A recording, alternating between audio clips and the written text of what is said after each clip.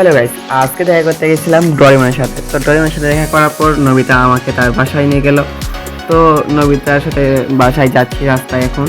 তো নবিতা দৌড় দিচ্ছে। তো এরপর আমি তাদের বাসায় আসলাম। নবদীপের মা বলে কে? আমি বললাম আমি বাংলাদেশ থেকে আসছি। তো এরপর নবিতার ডরিমন কথা বললো। তো বলছে একটা পিক তোলা যাক, তো পিক তুললাম।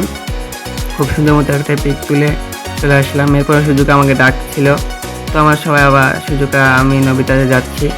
তো এখানে এসে দেখি আমার জন্য সবাই পার্টি দিছে। তো যাই হোক, খুব মজা লাগলো। এরপর ডোরেমন আমাকে একটা হেলিকপ্টার দিল। তো আমি হেলিকপ্টার নিয়ে আকাশে উঠলাম। বাম্বু কাপ্টার এটাকে বলে।